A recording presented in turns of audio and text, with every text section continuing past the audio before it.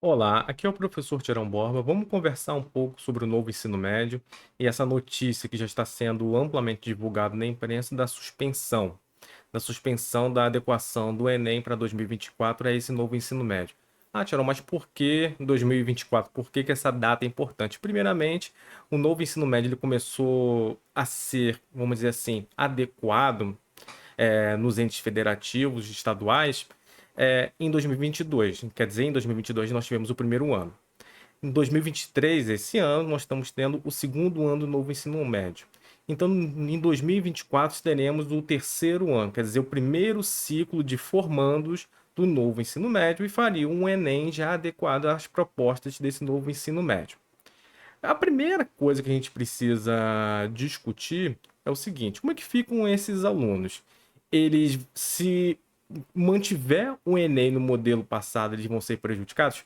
Certamente, porque os alunos desse novo ensino médio, eles pegam determinadas áreas do conhecimento, né, a depender do itinerário formativo que eles escolham. Por exemplo, muitas redes eles só vão aprender sociologia lá no final do ensino médio, no terceiro ano, e se ele for fazer a área de ciências humanas e competir com um aluno do sistema antigo, ele vai ter um conhecimento muito menos aprofundado em relação à área de ciências humanas. Então, certamente ele será prejudicado. Aí você pode argumentar: ah, e aquelas disciplinas novas que foram criadas para aprofundar o conhecimento? Elas são completamente inoperantes, porque não foram discutidas entre docentes e as secretarias de educação, foram, vamos dizer assim, impostas, e são disciplinas, né, matérias e conteúdos completamente descompassados da realidade. Se a discussão antiga é que o ensino médio não era atrativo porque não tinha um senso de realidade, o antigo ensino médio, esse novo ensino médio é pior ainda. Tem disciplinas, o que rola por aí. Você consegue entender isso? Uma disciplina chamada que rola por aí? Depois você procura na ementa da Secretaria Estadual do Rio de Janeiro o que é isso. Como ser um milionário, que é uma disciplina que está sendo feita lá no Distrito Federal. Parece piada, mas isso é trágico. Então, o que vai acontecer? Ele vai ser revogado? Eu acho difícil. Por que eu acho que ele não vai ser revogado? Primeiramente, essa ideia de flexibilização e dar liberdade de escolha para os alunos não foi uma novidade do governo Temer com a reforma que ele fez lá com a Lei 13.415. Já havia uma discussão no governo da Dilma Rousseff, acho que ainda na gestão do Fernando Haddad, de flexibilização. Foi uma discussão que foi provocada por um deputado federal por Minas Gerais, se não me engano, Reginaldo Lopes. E a partir dessa provocação das comissões na Câmara dos Deputados, que começou a se discutir essa ideia de flexibilização e reformulação do ensino médio. Não quer dizer que antes não já se falasse de uma reforma do ensino médio, até porque toda política educacional ela tem ciclo. Você precisa remodelar e realizar reformas dos segmentos de ensino, seja desde a educação infantil até o ensino médio, de tempos em tempos, porque o mundo muda, a realidade muda, as pessoas têm outras demandas, seja para a vida cidadã ou para o mercado de trabalho. Mas o que eu quero é apontar é que não é uma novidade. O outro fato que vem sendo veiculado na imprensa é que o Camilo Santana ele vem tendo medo dos secretários de educação que não querem realizar uma reforma desse novo ensino médio ou revogá-lo. Ele está com medo. Agora, um governo Lula que se coloca como reformista, que quer acabar com a terra arrasada deixada por governos anteriores, coloca um ministro que tem medo do secretário de educação, pelo amor de Deus. Se isso for verdade, o Camilo Santana tem que pedir para sair. Vamos dizer o seguinte: secretário de educação tem uma força política extrema. Pense no seu estado. Você lembra dos 3, 4 últimos secretários de educação? O que ele fez de revolucionário na rede de ensino estadual? Né? Qual o impacto que ele tem para a eleição de alguém do executivo? Quase nenhuma. É uma coisa ridícula. Se for isso for verdade, beira o fracasso, né? O MEC. É tão ridículo quanto o governo Bolsonaro na sua gestão lá do MEC. Né? Aqueles N ministros que tiveram. Enfim, então esse é um problema. Agora, essa ideia da flexibilização da liberdade, ela é propriamente ruim? Não. Mas o que demanda né, você fazer uma maior liberdade de ensino, uma flexibilização e etc. Primeiro, as escolas, né, de uma determinada região, elas precisam ofertar todos os itinerários formativos. Quer dizer o seguinte: a maioria das escolas estão ofertando um, dois, no máximo três, quando é uma escola muito grande, itinerários formativos. Não estão ofertando todos. Então, aquela ideia de liberdade de escolha não existe. Na verdade, são as adequações operacionais que cada escola tem, com seu material humano, para ofertar um ou outro itinerário formativo. E quando você vai mais para o interior, que o material humano é mais escasso de professores especializados, né, no número de professores, é mais difícil ainda você oferecer mais itinerários formativos.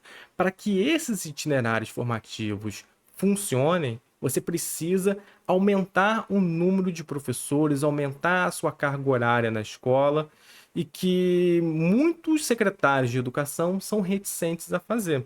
Essa ideia do ensino por áreas que estão sendo colocadas no ensino médio é justamente essa questão de o quê? De você diminuir o número de concursos e o professor dar aula de várias disciplinas que ele não tem o menor formação para isso. Aí entramos numa outra questão.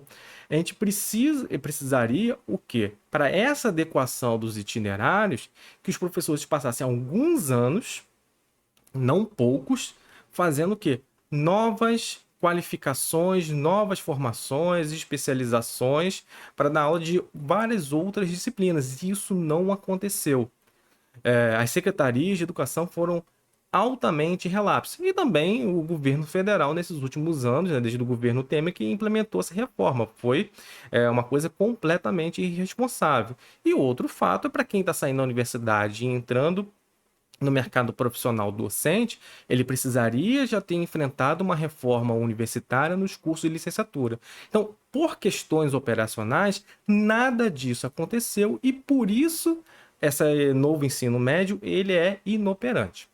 A outra coisa, é uma crítica que se fala, a Cláudia Costin fala, na OCDE não tem tantas disciplinas quanto no Brasil, né? Como o internacional é sempre o melhor, aqui no Brasil é tudo precário. Essa ideia é uma ideia fajuta. Por quê?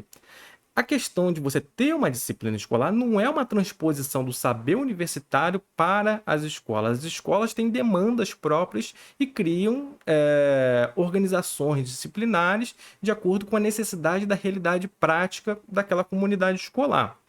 Então, o que acontece também em relação ao ensino universitário ou na educação básica em relação à disciplina e disciplina escolar? Quando a gente fala de disciplina, a gente está falando de organização e sistematização. Isso aconteceu a partir lá do século XVIII com o iluminismo.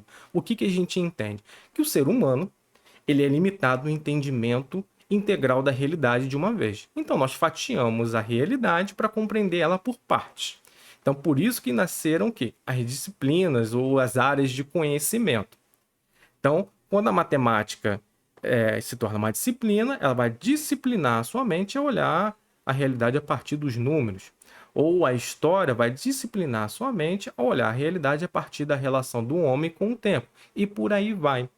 E num ambiente de educação, seja da educação básica ou da educação superior, ao fato de você estar naquele espaço e ter contato com essas várias disciplinas de maneira simultânea, você vai conseguir ter uma apreensão totalizante da realidade. Aí é que entra o quê? A formação integral.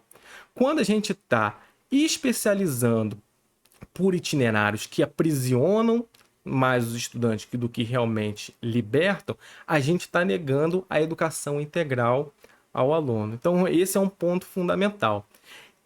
Outro impacto que a gente tem no novo ensino médio em relação aos itinerários é o seguinte: depois que ele escolhe o itinerário, ele fica aprisionado. E nós sabemos, quem faz educação superior, às vezes você você escolheu outra área depois, você não gostou daquela área que você escolheu primeiramente.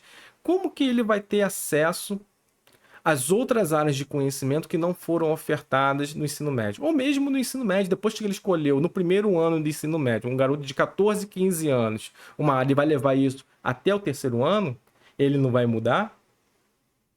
ou então escolheu aquela área porque a escola não ofertava a que ele desejava, entendeu? Essa ideia de liberdade no novo ensino médio, ela é muito, muito precária, é um discurso altamente marqueteiro do que propriamente que na prática irá funcionar.